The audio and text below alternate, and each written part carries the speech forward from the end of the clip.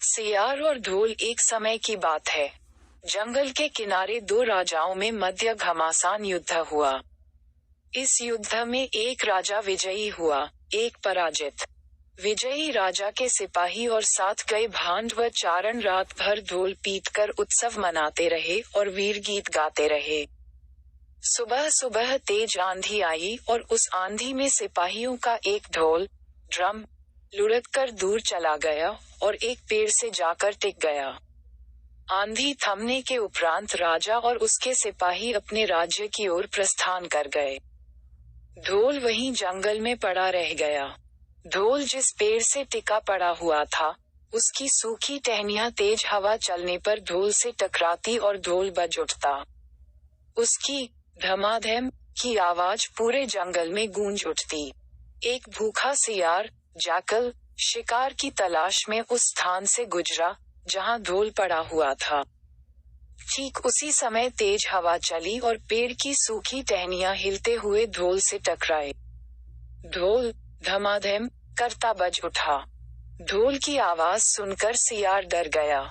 उसने पहले कभी इस तरह की आवाज नहीं सुनी थी। वह सोचने लगा कि ये कैसा विचित्र स्वर वाला जीव है। वह वहां से भागने ही वाला था कि उसके दिमाग में एक विचार को आधा। किसी बात की गहराई में जाए बिना डर कर भागना उचित नहीं। मुझे इस विचित्र जीव के निकट जाकर पता करना चाहिए कि वास्तव में ये कितना बलशाली है। वह धीरे धीरे ढोल के निकट पहुंचा। वहां उसने देखा कि पेड़ की टहनियां ढोल पर चोट कर रही हैं और उसमें से आवाज आ रही है। सियार ने अपनी बुद्धि दौड़ाई और इस नतीजे पर पहुंचा कि ये तो एक निरीह प्राणी है, पेड़ की शाखाओं की मार से कराह रहा है। वह स्वयं भी ढोल पर चोट करने लगा और ढोल बज उठा। ढोल का स्पर्श करने के उपरांत सियार ने सोचा कि इन जीव का शरीर विशाल और मांसल है। अवश्य इसमें खूब चर्बी, मांस और रक्त होगा। इसे खाकर तो मैं कई दिनों तक अपनी भूख मिटा सकता हूँ।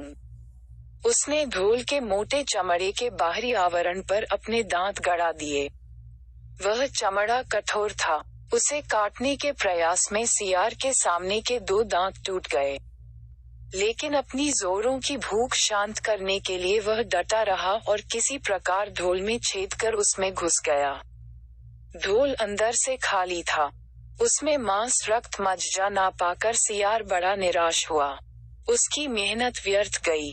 सीख जैसे ढोल बाहर से विशाल और अंदर से खोखला था, वैसे ही अपने मुंह से स्वयं की बढ़ चढ़कर बड़ाई करने और शेखी बघारने वाले वास्तव में ढोल की तरह की खोखले होते हैं। इसलिए किसी के बाहरी आवरण और दिखावे से उसके प्रभाव में नहीं आना चाहिए। वास्तविकता का ज्ञान किसी चीज को भली भांति जानने के बाद ही होता है। अगर आपको वीडियो अच्छा लगा तो सब्सक्राइब करें और शेयर करें एजुकेशन स्टोरी।